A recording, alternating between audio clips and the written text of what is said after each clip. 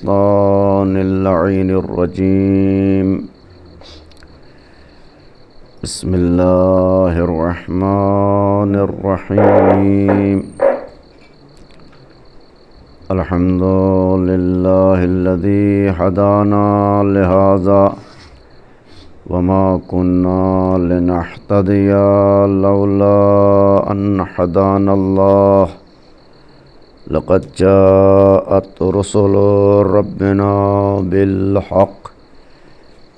الصلاة والسلام على أشرف الأنبياء والمرسلين سيدنا ونبينا وشفيع قلوبنا مولانا ومقتدانا أبي القاسم محمد صلى الله عليه وسلم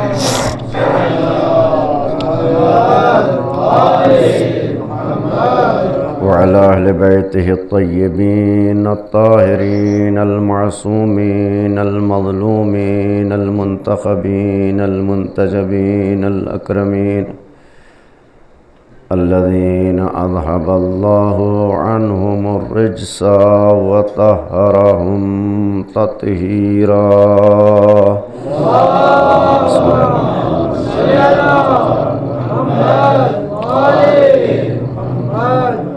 ولعنة الله على أعدائهم أجمعين من الآن إلى قيام يوم الدين.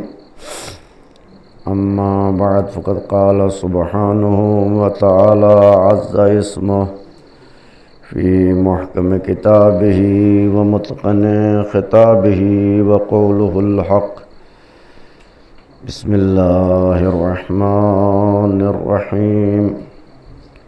هو الذي أرسل رسوله بالهدى ودين الحق ليظهره على الدين كله ولو كره المشركون. صدق الله العلي العظيم. صلوات محمد وعلى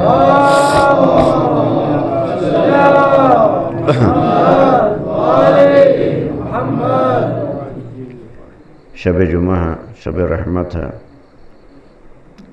شب دعا ہے، شب مناجات ہے، اور اس لیے چند جملے ضروری ہے کہ شب جمعہ کی مناسبت سے اس کی برکت ہماری زندگی میں اس کی اہمیت کیا ہے، اور ہمیں اس شب جمعہ کو کیا کرنا چاہیے۔ شب جمعہ ایک ایسی عظیم شب ہے جس میں پروردگار عالم رحمت کے دروازے کھول دیتا ہے، اور اس کے بعد ایک فرشتے کو زمین کے اوپر بھیجتا ہے کہ جاؤ منادی کرو، آواز لگاؤ کہ اللہ کی رحمت کے دروازے کھل چکے ہیں۔ کوئی ہے کہ جو اللہ کی رحمت میں اپنے آپ کو شامل کر لے؟ کوئی ہے جو اپنے گناہوں سے توبہ کر لے؟ پروردگار عالم ہر حال میں تمہیں قبول کرنا چاہتا ہے، وہ کسی بھی حال میں بندے کو چھوڑنا نہیں چاہتا۔ اور یہاں کے اوپر میں اس مناسبت سے خود دعائے کمیل یا حدیث قصہ یا وہ دوسری دعائیں جو شب جمعہ کو پڑھنی ہوتی ہیں، اور اس میں خاص بات کہ جو ہمارا ایک نصاب تھا، ہماری ایک تعلیم تھی، ہماری ایک تربیت تھی، اس تربیت کو ہم بھولتے جا رہے ہیں، اس نظام کو ہم نے ختم کر دیا ہے، اور زندگی میں جن چیزوں کی ضرورت نہیں تھی ان کو ہم نے زندگی میں اہمیت دے دی ہے، باہر جو لوگ تشریف فرما میں اندر آ جائیں، شب جمعہ ہے، ایک صلوات پڑھیں محمد و آل محمد پر، تو آگے آگے آ جائیں۔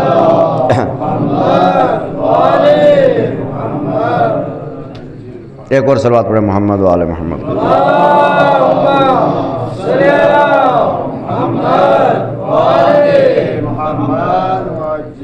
اچھا، اب چونکہ ایک بات کہوں میں یہاں پر رک کر کے کہ اگر آپ کسی ادارے میں، کسی مدرسے میں پڑھنے کے لیے جائیں گے تو سب سے پہلے جو چیز وہاں سکھائی جاتی ہے وہ تعلیم سے سلسلہ شروع نہیں ہوتا ہے، تربیت سے سلسلہ شروع ہوتا ہے۔ کہاں سے سلسلہ شروع ہوتا ہے؟ تربیت سے۔ اچھا، ہمارے بزرگ تشریف فرما ہیں کہ بہت سارے لوگ یہاں پہ تشریف فرما، میں ان کی خدمت میں، بچوں کی تربیت جو ہے وہ اس طرح سے کی جاتی ہے کہ ان کو جب بٹھایا جاتا ہے گھر میں کھانا کھانے کے لیے، دسترخوان پہ جب بٹھایا جاتا ہے تو بچہ اہم یہ نہیں ہے کہ کتنا کھا رہا ہے، ہمارے یہاں جو ہے وہ ماں خوش ہو جاتی ہے کہ بچہ پیٹ بھر کے کھا رہا ہے۔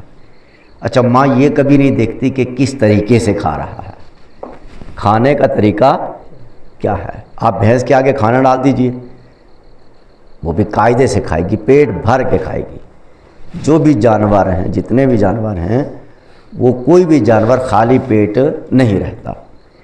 لیکن سوال یہ ہے کہ جب تربیت ہوتی ہے تو تربیت میں سب سے پہلے پڑھائی نہیں ہے، سب سے پہلے تہذیب، ادب سکھایا جاتا ہے، تہذیب سکھائی جاتی ہے، اور یہ سکھایا جاتا ہے کہ تمہیں بیٹھنا کیسے ہے۔ یہ اگر میری بات اگر والدین کی خدمت میں عرض کر سکوں تو کم سے کم یہ، چونکہ ماں کی ذمہ داری گھر میں زیادہ ہوتی ہے، جو ماں اپنی اولاد کی تربیت کس طرح سے کرے، تو اس میں سب سے مسئلہ یہ نہیں ہے کہ بیٹا کھا کتنا رہا ہے۔ آج کا مسئلہ کھانا اہم نہیں ہے، کس طرح سے کھا رہا ہے یہ اہم ہے۔ توجہ ہے نا؟ غور کر رہے ہیں میری بات کے اوپر؟ کس طرح سے ہے یہ اہم ہے۔ پھر یہ کہ مثلاً دسترخوان پہ بیٹھے ہیں تو دسترخوان کے آداب کیا ہیں، اور مجلس میں بیٹھے ہیں تو مجلس کے آداب کیا ہیں۔ اچھا، ہمارے مجبوری ہے کہ مجلس میں بیٹھنے کا طریقہ یہ ہوتا ہے کہ جب مجلس میں بیٹھو، جہاں اسلام نے کہا ہے کہ اس سے فائدہ، وہ کام نہیں کرتے، ہم بالکل اسلام کے اپوزٹ چلتے۔ جتنے بھی کام ہمارے ہیں وہ اسلام کے اپوزٹ ہے۔ یہ بزرگوں کے سے گزارش کر رہا ہوں میں خاص کر کے۔ مثلا اسلام یہ کہہ رہا ہے کہ جب تم ملو تو کیا کرو؟ مصافحہ کرو، مصافحہ کرو، یہ اسلام نے کہا ہے۔ وہ رواج یہ بن گیا کہ مسجدوں میں جائیے تو چھوٹے چھوٹے بچے ہیں، اگر باپ سے بھی یا کسی باپ کے ہم عمر سے بھی مصافحہ کر رہے ہیں تو ایک ہاتھ آگے کرتے ہیں، جیسے یہ ہمارے ابا ہیں۔ ایک صلوات پڑھے محمد و آل محمد پر۔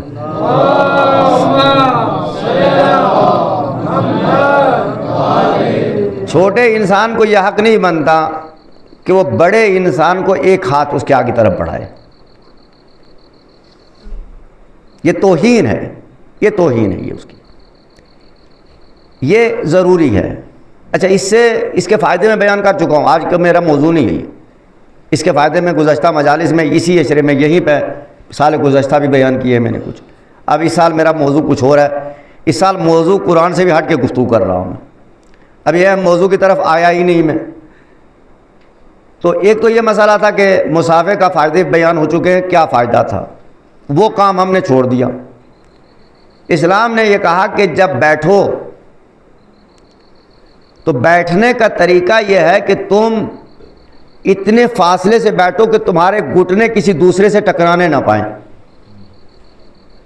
اور بچوں کے خاطر خاص کر کے اس سے اتحاد نہیں پیدا ہوتا ہے، اس سے نفرتیں پھیلتی ہیں۔ ملنا چاہیے ہاتھ، وہ نہیں مل رہا ہے، ملنا چاہیے دل، وہ نہیں مل رہا ہے۔ مگر انسان جتنا کسی کے ساتھ جڑ کر کے بیٹھے گا، اتنی زندگی میں مشکلات زیادہ آئیں گی۔ یہ احادیث کی روشنی میں گزارش کر رہا ہوں، اس کو عملی زندگی میں اگر میرے پاس وقت ہوتا تو اس موضوع کے اوپر میں اسرا پڑھ رہا ہوتا تو میں گزارش کرتا میں، لیکن مجلسوں میں خاص کر کے ہمارے نوجوان، اس سے بہت مشکلات پیدا ہوتی ہیں، اور میں ایک جملے میں کہہ دوں کہ اس سے انسان کی نفسیاتی زندگی کے اوپر بہت برے اثرات پڑتے ہیں۔ توجہ ہے نا؟ اسی لیے بچوں کو سلانے کے لیے آداب ہیں کہ کہاں سلایا جائے، کیسے سلایا جائے، کس کے ساتھ سلایا جائے، کس کے ساتھ نہ سلایا جائے، یہ بھی ایک اس کے طریقہ ہے۔ یہ بات سمجھ میں آ رہی ہے؟ بہرحال یہ شب جمعہ ہے تو اس مناسبت سے میں نے 2-3 باتیں گزارش کر دی۔ اب اگلی بات جو میں عرض کر رہا تھا کہ شب جمعہ شب رحمت ہے، اس میں پروردگار عالم فرشتے کو زمین کے اوپر بھیجتا ہے کہ جاؤ ندا کرو، آواز دو کہ ہے کوئی جو اللہ کی رحمت میں شامل ہونا چاہتا ہے۔ شب جمعہ، شب جمعہ، اس کے بعد یعنی اتنا بڑا دن، اتنا بڑا دن ہفتے میں جو آپ کو نصیب ہوتا ہے، ہفتے میں جو آپ کو ملتا ہے، آپ اس شب جمعہ کی قدر و منزلت کو درک ہی نہیں کر سکتے، یہاں تک کہ پروردگار عالم اس دن ان کو بھی جن کے لیے چھٹی نہیں ہے انہیں بھی چھٹی دے دیتا ہے، ہمارے مرحومین کو، کہ جاؤ آج کے دن اپنے گھروں کی طرف پلٹ کے جاؤ، اور جا کر کے اگر کوئی تحفہ تمہیں دیتا ہے تو لے کر کے آؤ۔ یہ برزخ کی جو مشکل ہے اس میں تمہاری کوئی مدد کرنے والا نہیں ہے سوائے اس کے کہ جو تمہارے لواحقین ہیں، سوائے اس کے کہ تمہارے گھر والے ہیں، سوائے اس کے کہ جو تمہارے دوست و احباب ہیں۔ آج ہمیں اس بات کی قدر نہیں ہے، یہ زندگی اتنی غنیمت ہے، زندگی اتنی اہم ہے کہ زندگی کی قدر و قیمت کا اندازہ تب لگتا ہے جب انسان اس دنیا میں پہلی مرتبہ قبر کے حوالے کیا جاتا ہے کہ یہ زندگی کتنی اہم تھی۔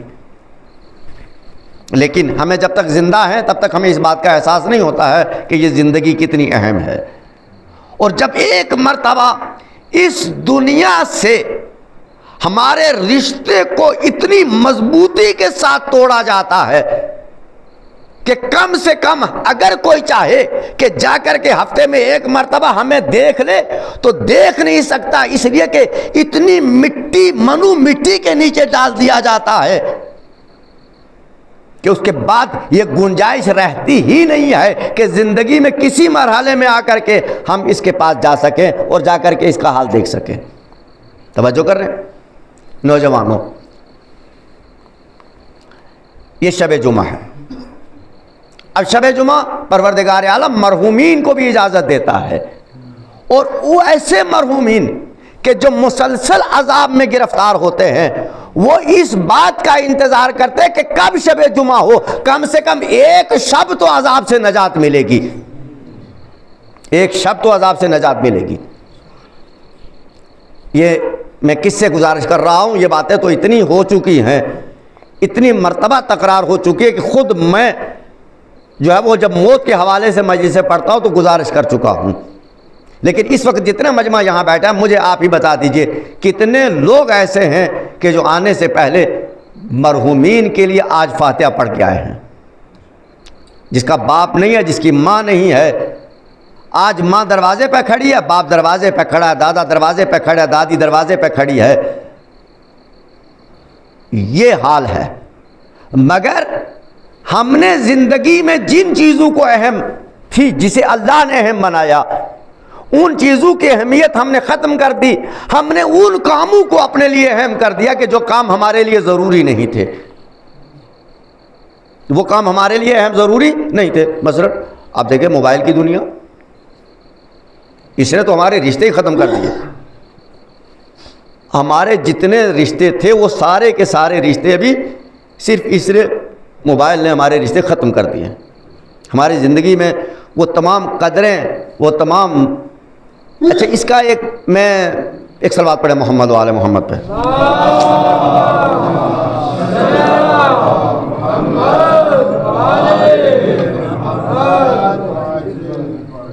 ایسا نہیں ہے کہ موبائل میں وسائل نہیں ہیں، علمی وسائل ہیں، مگر جب علمی وسائل مثلا اس میں جو بچے گیم کھیلتے ہیں یہ حادثے کا شکار ہوتے ہیں، یہ طے شدہ بات ہے، اسے آپ روک نہیں سکتے، آپ کے پاس روکنے کے لیے کوئی اعلیٰ کار آلہ موجود نہیں ہے، یہ بچے آخر ایک نہ ایک دن۔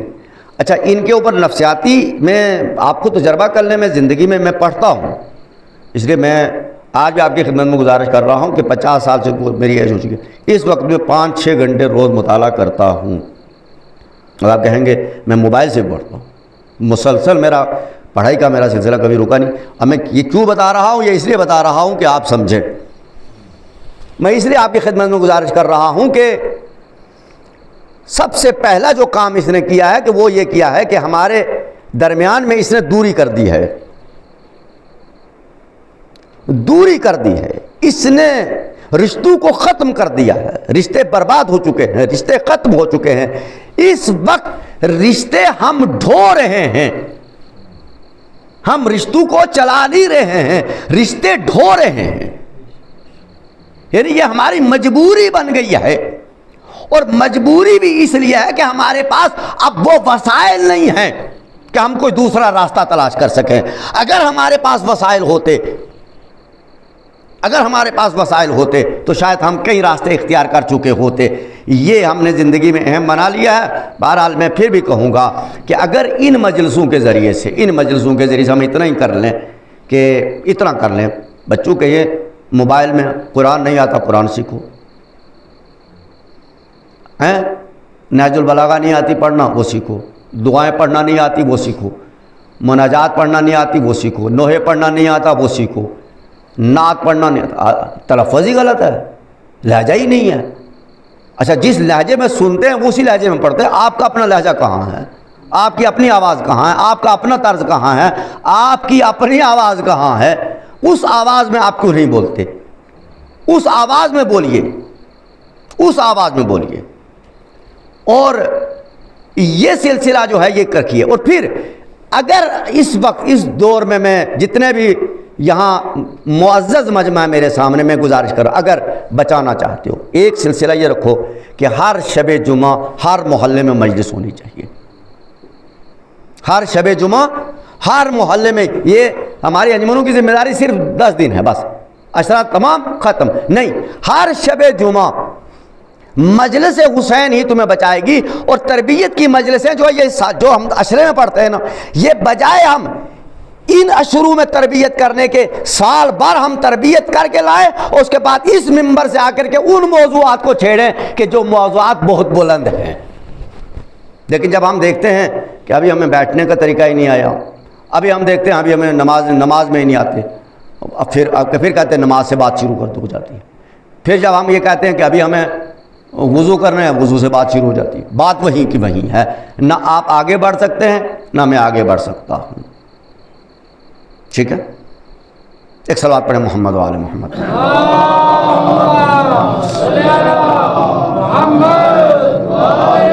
بس 2 منٹ میں اور خلاصہ، میرے وہی 40 منٹ ہے، 37 منٹ میں روز مجلس پڑھتا ہوں، 36-37 منٹ، اس سے زیادہ میں نہیں جا رہا ہوں۔ ٹھیک ہے، یہی میں نے کہا تھا، آپ جتنا مرضی ٹائم لے لیجئے، مجھے کسی سے شکوہ نہیں ہے، لیکن میرا 40 منٹ کے اندر ہی موضوع مکمل ہو جانا ہو۔ ٹھیک، اب میں جو گزارش کر رہا ہوں کہ شب جمعہ اتنی اہم شب ہے کہ ہمارے مرحومین بھی اس وقت ہمارے سارے مرحومین کہاں ہیں؟ آپ کے در ساتھ ہیں، آپ سے کے پاس آئے ہیں، اللہ نے بھیجا ہے کہ جا کر کے کوئی تحفہ لے کر کے آؤ۔ اچھا، ان میں اللہم اغفر لی الذنوب التی تحبس الدعا، شب جمعہ کی دعا کے 2 جملے پڑھ رہا ہوں۔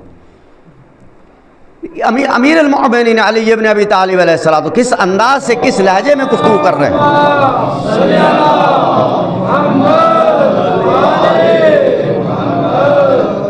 پروردگار میرے ان گناہوں کو معاف فرما، اللہم اغفر لی الذنوب التی تنزل البلاء، جن کی وجہ سے میرے اوپر بلائیں نازل ہوتی ہیں۔ ٹھیک، جتنی بلائیں نازل ہو رہی ہیں، یہ بلائیں اللہ کی طرف سے نہیں ہیں، بندوں کے گناہ ہیں جو عذاب بن کر کے خود اس کی زندگی میں شامل ہو جاتے ہیں۔ اللہم اغفر لی الذنوب التی تنزل البلاء، اللہم اغفر لی الذنوب التی تقطع الرجاء، پروردگار میرے ان گناہوں کو معاف کر دے جن کی وجہ سے میری امیدیں پورا نہیں ہوتی۔ نوجوانوں سب کے دلوں میں امیدیں ہوتی ہیں، کوئی ڈاکٹر بننا چاہتا ہے، کوئی انجینئر بننا چاہتا ہے، کوئی پروفیسر بننا چاہتا ہے، کوئی کچھ اور بننا چاہتا ہے، بہرحال مولوی کوئی نہیں بننا چاہتا۔ صلوات پڑھے محمد و آل محمد۔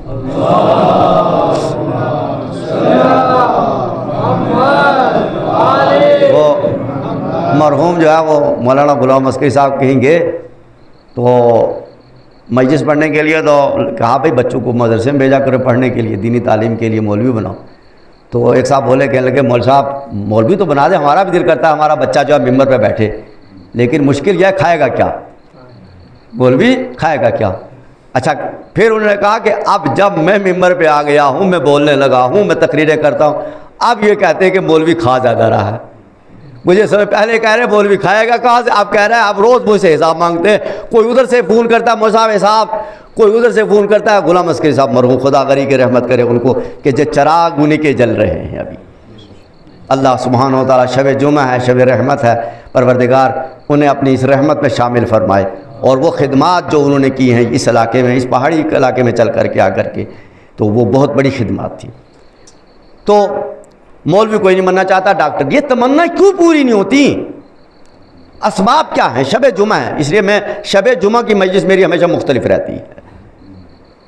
آپ یہ دیکھیں کہ پروردگار عالم یہ کہہ رہا ہے کوئی بندہ نہیں ہے، میں اسی دعا کے آخر میں جملہ گزارش کروں گا، آخر میں دعا جملہ گزارش کروں گا، اللہم اغفر لی الذنوب التی تقطع الرجاء، پروردگار میرے ان گناہوں کو معاف کر دے جن کی وجہ سے میری امیدیں، میری آرزویں مر جاتی، دم توڑ دیتی ہیں، میں آرزویں لیے ہوئے مر جاتا ہوں۔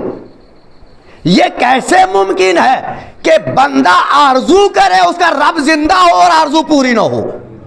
توجہ ہے نا، توجہ ہے، یہ کیسے ممکن ہے؟ جس کا خدا زندہ ہو، جس کا مالک و مختار ہو، جس کا پروردگار قادر مطلق ہو، وہ کیسے بندے کی آرزو کو پورا نہیں کرتا ہے؟ یہ ممکن نہیں ہے، یہ ممکن نہیں ہے کہ بندے کی آرزو پوری نہ ہو۔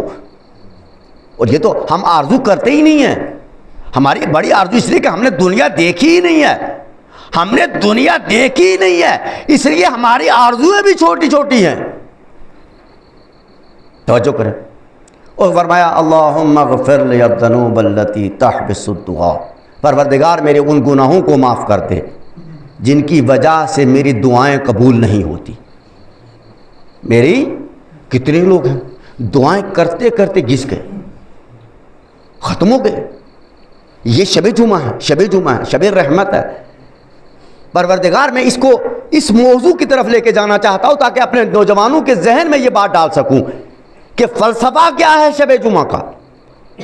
فرمایا کہ اللہم اغفر لی الذنوب التی تحبس الدعاء، پروردگار میرے ان گناہوں کو معاف کر دے جن کی وجہ سے میری دعائیں مستجاب نہیں ہوتی۔ یہ کیوں دعائیں قبول نہیں ہوتی؟ کیوں دعائیں مستجاب نہیں ہوتی؟ کیا وجہ ہے؟ کیا علت ہے؟ کاش وقت ہوتا تو میں اس کے اوپر گزارش کرتا، لیکن جتنا مجمع بیٹھا ہوا ہے واقعاً ہمارے مقدر میں جو لکھا جا چکا ہے وہی پا رہے ہیں۔ دعائیں کسی مرحلے میں بھی آ کے قبول نہیں ہو پا رہی ہیں، دعائیں کسی مرحلے میں بھی، جن کی دعائیں قبول ہوتی ہیں آپ ان کا مقابلہ کر ہی نہیں سکتے۔ غور ہی نہیں کیا آپ نے؟ جب انسان کے اندر یہ قوت پیدا ہو جائے، یہ جذبہ پیدا ہو جائے، توجہ کریں آپ، میں پھر کہہ رہا ہوں، ابھی میں آپ کے سامنے صلوات پڑھیں محمد و آل محمد پہ،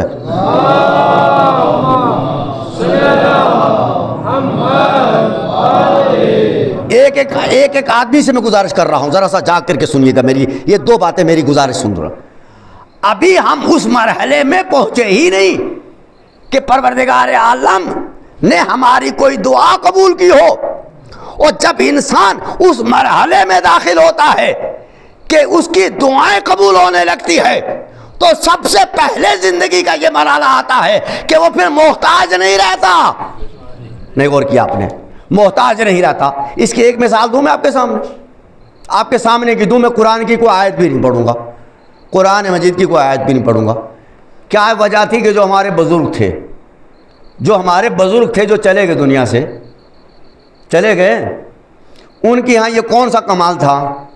آج ابھی گرمیاں گزری ہیں, پانی کے مارے لوگوں نے پانی خریدا ہے,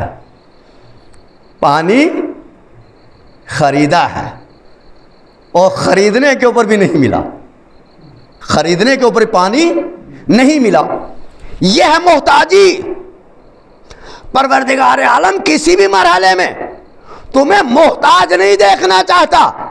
تمہیں اتنا اختیار ہو, تم میں کوئی ایک ایسا ہو کہ زمین کے ٹھوکر مارے پانی بہا دے. یہ پہلے بزرگ تھے, کہیں آسا مارا پانی نکال دیا, کہیں بیٹھ کے پانی نکال دیا, کسی پتھر میں سے پانی نکالا. یہ کون تھے بھائی؟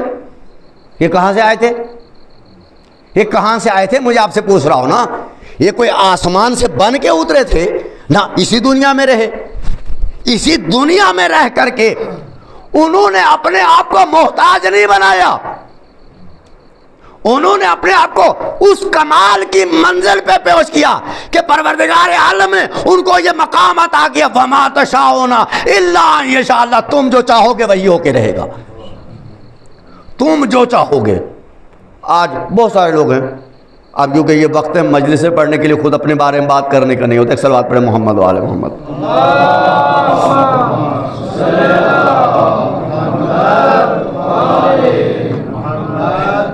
اگر ان میں سے کوئی ہوتا ہمارے بزرگوں میں سے, مثلا جو بزرگ تھے اس قسم کے کرامات رکھتے تھے, یہ کرامات نہیں رکھتے تھے, یہ اصل میں اس حقیقت سے جڑے ہوئے تھے کہ جس کے اختیار میں بڑے بڑے عالم ہیں. کرسائی میں آپ جیسے سب لوگ ماشاءاللہ کیا کہنے, روز تسبیح مارنے والے, 5 وقت کے نمازی پڑھنے والے. آپ پانی تو چھوڑ دیجئے, اب میں کیا کہوں اس سے آگے. تو آپ نے کیا دیا پھر؟ آپ نے کیا مقام پایا؟ میں آپ سے پوچھ رہا ہوں نا. پروردگار عالم آپ کو اس محتاجی سے نکالنے کے لیے کہ آپ کسی کے محتاج نہیں ہو, آپ کسی کے محتاج نہیں ہو. پروردگار عالم نے بیماریاں بعد میں پیدا کی, شفا کا نسخہ پہلے بھیج دیا. آپ نے غور نہیں کیا یہ کون سا نسخہ تھا؟ کہا کہ بیماریاں چھوڑ دو, سب سے بڑی بیماری ہے موت. سب سے بڑی بیماری کا نام ہے موت, جس کا علاج پھر سب ہاتھ سلنڈر ہو جاتے ہیں. کینسر ہے علاج ہے, بیماری ہے, بخار ہے, سر درد ہے, بڑی بڑی بیماریوں کے, جب تک کہ ڈاکٹر پھر اس کو پورا پریکٹس کرتے ہیں. لیکن جیسے ہی موت آتی ہے سب ہاتھ سلنڈر کر دیتے ہیں. خدا کی قسم, جہاں سے تمہاری طاقتیں ختم ہوتی ہیں وہاں سے رب کی طاقت شروع ہوتی ہے کہ میرے بندے اب ساری دنیا سلنڈر ہو چکی, کسی میں حوصلہ نہیں جو یہ کہہ دے کہ اب بھی اس میں شفا ہو سکتی ہے, اب بھی یہ مرا نہیں, اس میں شفا ملتی ہے, موت سے شفا. کہا کیا شفا ہے؟ کہا امام نے فرمایا کہ اگر تم سورہ حمد کو پڑھنا شروع کر دو تو 70 مرتبہ سورہ حمد پڑھو گے تو اسے زندگی مل جائے گی. وہ سورہ حمد جو 70 مرتبہ پڑھنے سے زندگی دے سکتا ہے, وہ کیا چھوٹی موٹی بیماریوں کا علاج نہیں کر سکتا؟ صلوات پڑھے محمد و آل محمد.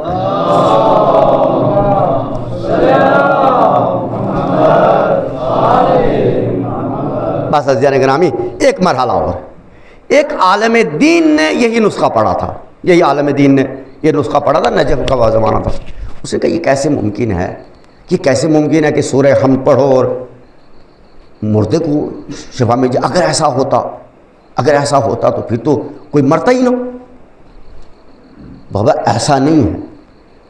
جس پروردگار عالم نے یہ کہا ہے نا, جس نبی کی زبان سے کہا ہے, کہلوایا ہے, اسے امین بنا کر کے بھیجا ہے, اسے صادق کر کے بھیجا ہے, اور اس کی زبان سے کہ میرے حبیب کہہ دے, چیلنج کر دے یہ قرآن خود بھی زندہ ہے، مردوں کو بھی زندہ کرتا ہے، اس میں وہ کمال ہے، اس میں وہ کمال ہے۔ اس نے یہ نسخہ پڑھا، جب پڑھا تو پریشان ہو گیا، کچھ دنوں پریشان ہے کہ خود تجربہ نہ کر کے دیکھیں۔ انہوں نے ایک مکھی پکڑی، مکھی پکڑی اور اسے پانی میں ڈبو دیا، صبح میں پانی میں ڈبو دیا، اس کو یقین ہو گیا کہ مر چکی ہے۔ ظاہر سی بات ہے مکھی اگر 1-2 گھنٹے پانی میں پڑی رہے گی تو ظاہر سی بات ہے میں کس مرحلے میں ڈالے جا رہا ہوں، شب جمعہ ہے۔ کہا کہ یہ تو، اب اس نے ظہر کی نماز کے ٹائم نماز پڑھی، ظہر کی، نکالا اس کو، دیکھا مری ہوئی ہے۔ اب نماز ظہر پڑھنے کے بعد اس کے اوپر جو ہے وہ سورہ حمد بیٹھ کے پڑھنا شروع کیا۔ کہہ رہے ہیں میں نے 30 مرتبہ سورہ حمد ختم ہوا، مکھی نے پر ہلانا شروع کر دیے، مکھی نے پر ہلانا شروع کر دیے۔ پھر میں نے 40 مرتبہ ہوا تو مکھی ٹھیک ٹھاک اٹھ کے بیٹھ گئی، پڑھتا رہا، پھونک مارتا رہا، پڑھتا رہا، پھونک مارتا رہا۔ میں کہا ہو سکتا ہے کہ یہ پانی میں ڈبوئی ہو لیکن اتنی نہ ڈوبی ہو کہ یہ مر گئی ہو، کہیں نہ کہیں اس کے اندر زندگی ہو۔ اس لیے پھر دوسرے دن وہ مکھی اڑی اور چلی گئی، کہا نہیں یہ زندہ تھی، یہ کہیں نہ کہیں اس میں زندگی کی رمق موجود تھی، لہذا یہ جب پانی سے باہر آئی ہے اسے موقع ملا ہے، آکسیجن ملا ہے، لہذا یہ اڑ گئی۔ دوسرے دن پھر مکھی پکڑی، اس مکھی کو اچھے سے اس کو لوایا پانی کے اندر اور ڈبو دیا۔ اب پانی کو اوپر سے پورے طریقے سے بھرا اور ڈھکن بند کر دیا، مکھی پورے طریقے سے الٹا کر کے رکھ دیا، بھرا ہوا پانی کی کہیں بھی۔ کہہ رہا شام تک میں نے صبح پانی مکھی میں ڈوبایا، شام تک رکھی، شام تک مکھی پڑی ہے پانی، نماز مغرب پڑھی، عشاء پڑھی، پڑھ کے بیٹھا۔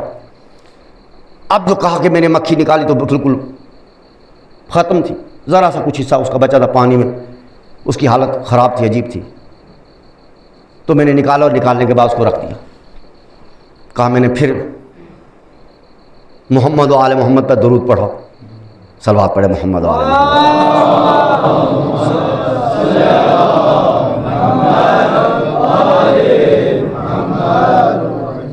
میں نے درود پڑھا 3 مرتبہ، درود پڑھنے کے بعد میں نے سورہ حمد جو ہے پڑھنی شروع کر دی۔ کہہ رہے میں نے 3 مرتبہ درود پڑھی، صلوات پڑھی، اور اس کے بعد میں نے سورہ حمد پڑھنا جو شروع کی۔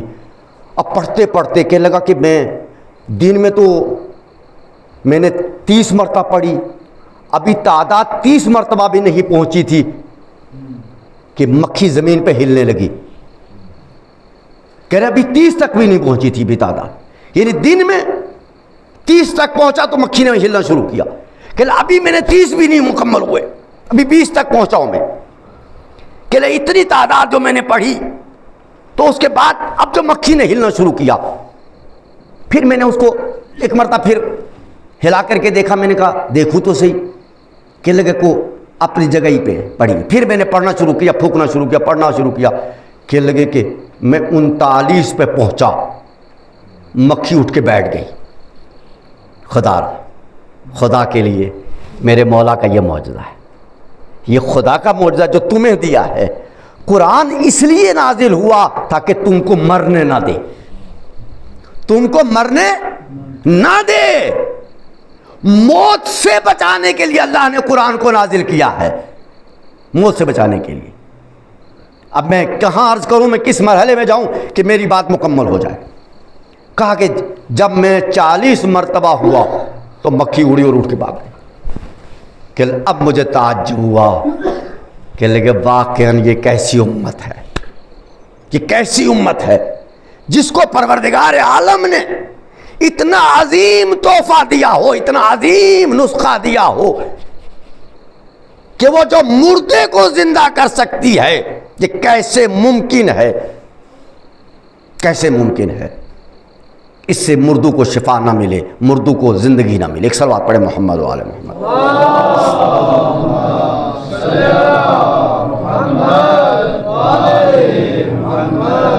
عزیزان گرامی، بس ایک مرحلہ میں داخل کر کے بات کو مکمل کرنا چاہ رہا ہوں میں، تاکہ کسی ایک مرحلے میں ہم داخل ہو جائیں۔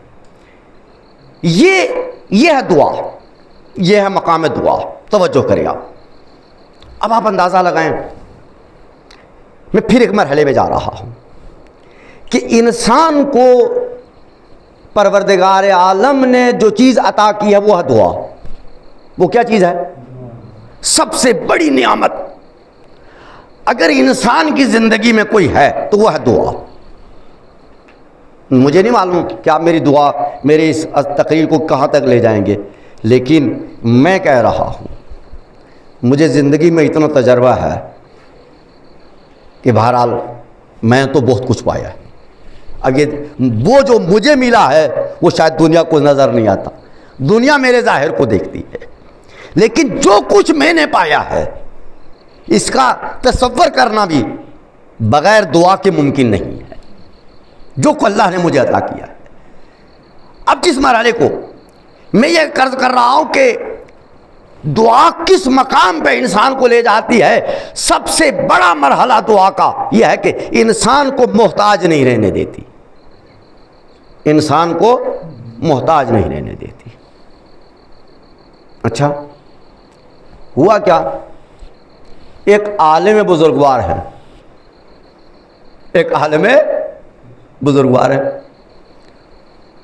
اور یہ بڑے عالموں میں اسے ان کا نام آتا ہے. ان کو ان کے چیلے تھے ایسے ہی، وہ روز دعا کی کہتے تھے کہ یہ کام ہے دعا سے کر سکتے ہیں، یہ کام ہے دعا کر سکتے ہیں، یہ کام ہے دعا سے کر سکتے ہیں.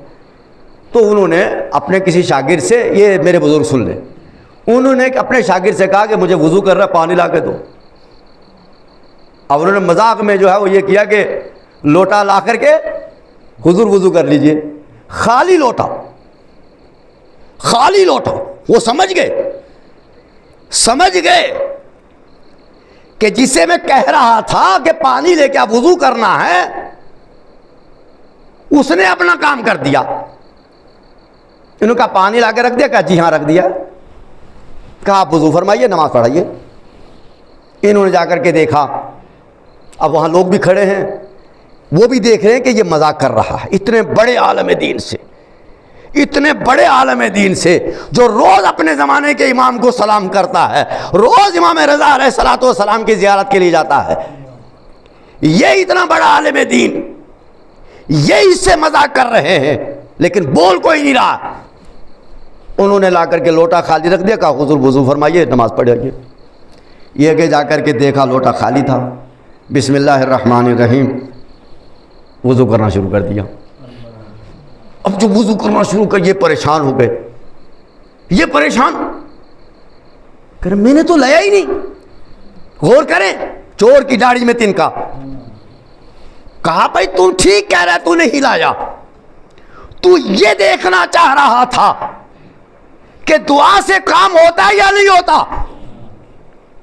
دعا اسی مرحلے کے لیے ہے جب تمہیں دنیا آزمائے. بتاؤ کہ دعا کا اثر کیا ہے. کہ تمہارا کام تھا میرا امتحان لینا، میرا کام تھا تمہیں جواب دینا. انہوں نے وضو کیا، وضو کرنے کے بعد پھر جا کر کے دیکھا لوٹا خالی، پھر لوٹا خالی. میں کیا عرض کر رہا ہوں کہ دعا تمہیں محتاجی سے نکالنے کے لیے آئی ہے کہ بندہ کسی بھی مرحلے میں کسی کا محتاج نہ رہے. جیسے ہی زندگی میں مشکل آئے بس ہاتھوں کو بلند کرے، رب اتنا قریب ہو کہ حاجتیں پوری کرتا چلا جائے. بس آخری مرحلہ، ایک صلوات پڑھیں محمد و آل محمد پہ.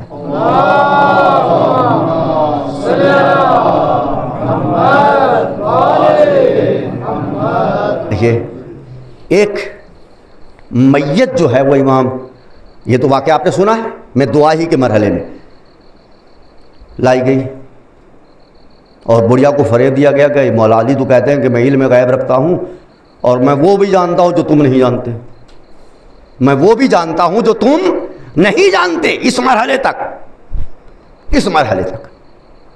کہا کہ تم ایک کام کرو، ہماری بات مانو، کرو آج علی کا امتحان کرتے، اپنے بیٹے کو جو ہے وہ کفن پہناؤ، ہم کفن ہم خرید لاتے ہیں.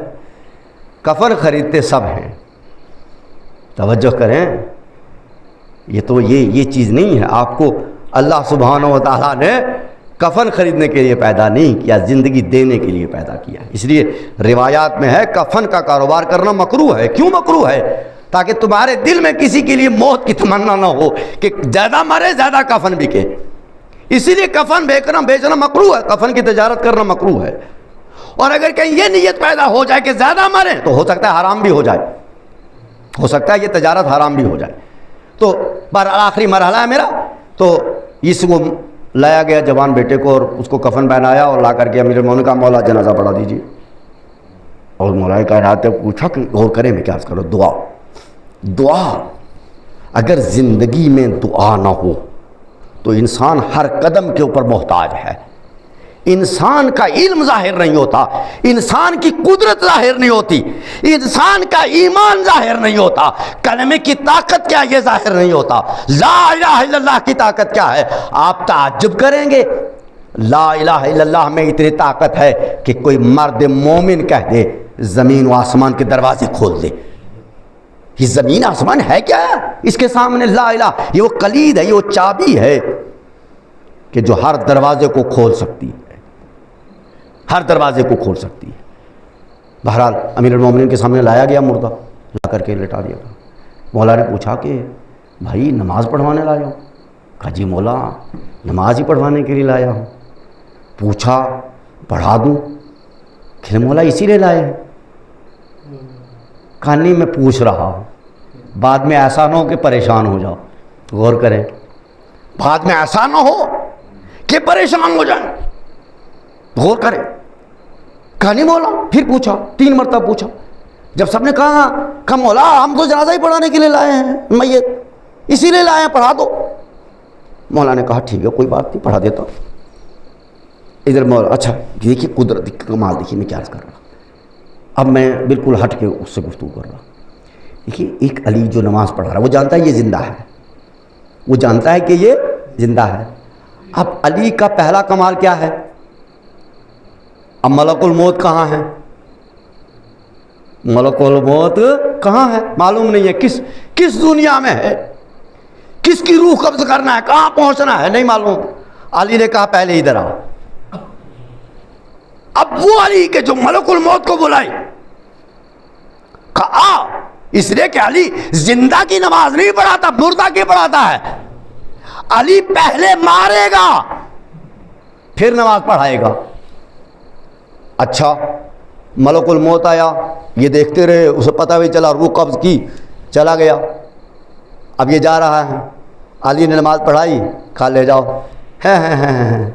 علی آپ تو کہتے تھے ہمیں پتہ ہوتا ہے، اور یہ تو زندہ تھا آپ نے نماز پڑھا دی. کہا بھائی پہلے دیکھ لو، پہلے دیکھ لو کہ میں نے جس کی نماز پڑھائی ہے وہ زندہ ہے یا مردہ ہے. اب جو کفن ہٹا کے دیکھا تو مردہ تھا.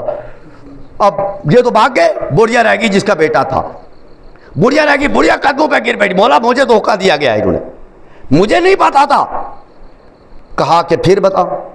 کہا زندہ لائی تھی، زندہ لے کے جاؤں گی. اب غور کر، اب علی کس مرحلے میں.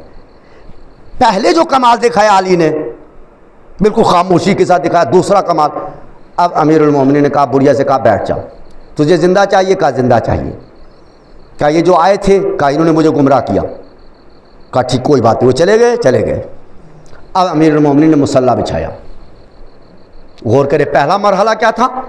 اسباب دیکھیں، طریقہ دیکھیں. پہلے کوئی مصلی نہیں بچھایا، پہلے کوئی دعا نہیں کی، فقط ایک اشارہ کیا تاکہ دنیا کو پتہ چل جائے کہ مومن کی طاقت کتنی ہے. جو ملک الموت کو اپنے کنٹرول میں رکھے اسے مومن کہتے ہیں. جو ملک الموت کو اپنے اختیار میں رکھے. کہاں ہے ملک الموت؟ ابھی تجھے وہیں آنا ہوگا جہاں علی بلا رہا ہے. در علی پہ آ. اب علی امیر المومنین اب انداز بدلا. جب کہا کہ زندہ لے کے جاؤں گی تو امیر المومنین نے کہا ٹھیک، مصلی بچھایا. اب 2 رکعت نماز پڑھی. اب انداز بدل دیا، بالکل لہجہ ہی بدل دیا. 2 رکعت نماز پڑھی، اور 2 رکعت نماز پڑھنے کے بعد اب کہا کہ اٹھ جاؤ. اب جس انداز میں امیر المومنین نے کہا میں اس انداز میں یہاں نہیں کہنا چاہتا. ٹھیک ہے، کہا کہ اٹھ جا. بچہ زندہ ہو گیا. 2 مرحلے ہیں. جب موت دی، غور کریں، یہ وہ جو نماز تھی یہ اس کا شکرانہ تھا. توجہ کریں آپ کہ پروردگار تو وہ ہے کہ جب کوئی نہیں سنتا تو سنتا ہے. علی نے نماز پڑھ کے بتایا یہ وہ جو نماز ہے شکرانے کی کہ پروردگار تو نے بندے کی لاج رکھی, بندے نے زبان سے کہا بھی نہیں اور تو نے دعا قبول کر دی. اب تو دعا مانگ رہا ہوں. غور نہیں کیا آپ نے, جب طلب بھی نہیں کیا تو نے سن لیا. اب تو کہہ رہا ہوں کہ اسے زندگی دے دے. اب پر ملک الموت جا رہا تھا, کہا واپس پلٹ گیا. غور ہی نہیں کیا آپ نے, واپس پلٹ گیا, جہاں ہے وہیں سے واپس آ. جیسے روح قبض کر کی تھی ویسے روح لوٹا کے جا. غور کیا آپ نے؟ میں آپ سے سوال کرنا چاہتا ہوں, کیا یہ کمال جو علی لے کمال تھا علی میں, بہت لوگوں کے اندر غلط فہمی ہے کہ وہ چیزیں ہم وہ علی تھے ہم کہاں. بھئی یہ مجھے بتاؤ وہ قرآن علی ساتھ دے گئے؟ نہیں لے گئے نا. وہ دین جو علی لائے تھے وہ ساتھ دے گئے, وہ نمازیں جو ساتھ لائے تھے وہ ساتھ دے گئے. سب کو تو دے کے گئے. علی نے جو کچھ بھی کیا ہے وہ اسی قرآن سے کیا ہے, انہی نمازوں کے ذریعے سے کیا ہے. بس آپ کے اندر وہ تاثیر پیدا ہو جائے, آپ اس بات کے عادی ہو جائیں کہ دعا کسے کہتے ہیں. بس عزیزان کرام, اللہ کرے کہ یہ شب جمعہ کی جو ہماری محنت ہے یہ قبول ہو, اور ہمارے اندر یہ حوصلہ پیدا ہو جائے کہ ہم قرآن سے جڑ جائیں, اہل بیت رسول سے جڑ جائیں, اور اپنی زندگی میں دعا کو اہمیت دیں, مناجات کو اہمیت دیں. شب جمعہ, اللہ اکبر اللہ اکبر. شب جمعہ جب آتی تھی اہل بیت کے گھرانے کا انداز بدل جاتا تھا, ان کے گھروں کا نقشہ بدل جاتا تھا. کوئی دعا لے کے بیٹھتا تھا, کوئی قرآن لے کے بیٹھ جاتا تھا, کوئی نماز مصلی کے اوپر لے کر کے کھڑا ہو جاتا تھا. شب جمعہ آتی تھی, مادر حسنین, مادر کریمین, مادر زہرا, مادر زینب و ام کلثوم کس شان سے مصلی بچھاتی تھی اور کس انداز سے مصلی بچھاتی تھی. عزاداران امام, وہ ماں کے جو مصلی پہ رہتی تھی, رات بھر شب جمعہ آتی تھی تو شب جمعہ پاک بی بی رات بھر مصلی کے اوپر بیٹھتی تھی, دعائیں مانگتی تھی اور رات بھر نمازیں پڑھتی تھی. کیا شان تھی اہل بیت کے گھروں, کیا نورانی گھر تھے اہل بیت کے. ایک مرتبہ رات بھر مصلی پہ رہی, رات بھر دعائیں پڑھتی رہی, لیکن اپنے لیے کچھ نہ مانگا. اپنے لیے جب کچھ نہ مانگا تو ایک مرتبہ بیٹے نے کہا اماں رات بھر آپ نے دعائیں مانگی, اپنے لیے کچھ نہ مانگا. کہا میرے لال, پروردگار میں جب کسی کے لیے مانگتی ہوں تو پروردگار عالم مجھے خود دے دیتا ہے. کہ کہوں بی بی آپ کی ہر دعا قبول ہوئی.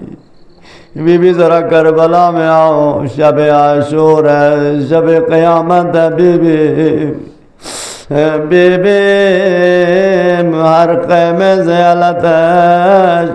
الاتش کی صدائیں بلند ہو رہی ہیں. پاک بی بی ذرا مقتل میں آؤ. بی بی شب جمعہ شب عاشور ختم ہوئی. بس 2 جملے سن لیجیے گا, 2 جملے سن لیجیے. شب عاشور کے بعد فجر کی نماز واقع ہوئی. امام نے بڑے اطمینان سے نماز فجر جماعت سے پڑھائی. اس کے بعد خیمے میں آئے. اب آ کر کے بی بی زینب کے پاس بیٹھے. کہا بی بی شاید اب زندگی میں موقع نہ ہو کہ میں بہن کے پاس بیٹھ کے کچھ وصیتیں کر سکوں. میں بہن کے پاس بیٹھ کے کچھ وصیتیں کر سکوں. کہا بی بی آج کا دن آخری دن ہوگا, بیوی نہ شام کو تو مجھے دیکھے گی نہ شام کو میں تجھے دیکھوں گا، اے بیوی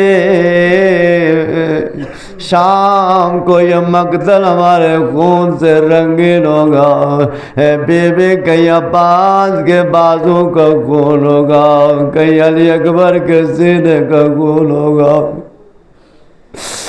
اے بیوی اب سنو بیوی، بڑی مصیبت آئے گی، بڑا امتحان ہوگا، شب عاشور سے زیادہ سخت امتحان شام غریبوں کو ہوگا، اے ببی صبر کرنا۔ بس 2 جملے سن لیجئے، وصیت کی کہا زینب آج آخری وصیتیں ہیں، زینب تمہاری ذمہ داری مجھ سے کہیں زیادہ ہے، میرا امتحان پورا ہو جائے گا، تیرا امتحان شروع ہوگا۔ کہا بھیا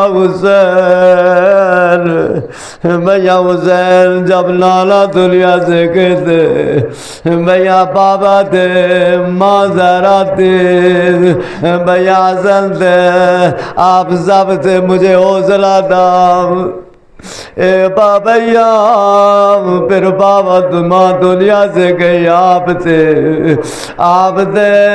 بھائی حسن تھے، میرے ماں کے زخم کو برداشت کر لیا، بھیا آپ یہ کیا کہہ رہے، اس بیابان میں، اس مقتل میں، جہاں آپ کے بعد میرا کوئی نہ رہے گا، خدا شب جمعہ ہے، خدا شب جمعہ ہے۔ فرمایا بھیا حسین ماں دنیا سے گئی، کوئی غم نہیں تھا، اس لیے کہ بابا تھے، بھیا پھر بابا دنیا سے گئے، بھیا آپ تھے، بھیا حسن تھے، میرا بھائی عباس تھا، بھیا جب بھیا حسن گئے تو آپ سنبھالنے والے تھے، بھیا آپ یہ اس مقتل میں کیا کہہ رہے ہیں، کہا زینب آج عصر کے بعد میری زندگی میرا ساتھ چھوڑ دے گی، بھیا میں کس کی طرف رخ کر کے دیکھوں گی، اللہ اکبر۔ بھیا آپ نہیں ہوں گے، بھیا اب تو مجھے ایسا لگ رہا ہے، اب تو مجھے ایسا لگ رہا ہے آپ زندہ تھے تو میرے نانا زندہ تھے، آپ زندہ تھے تو میری ماں زندہ تھی، آپ زندہ تھے تو میرے بابا زندہ تھے، مجھے تو لگ رہا ایسے جیسے سب ابھی دنیا سے جا رہے ہو اور زینب مقتل میں اکیلی ہو گئی ہو۔ انا للہ و انا الیہ راجعون، رضا بقضائہ و تسلیم لامرہ۔ پروردگار شب جمعہ شب رحمت ہے، میرے معبود ہمارے تمام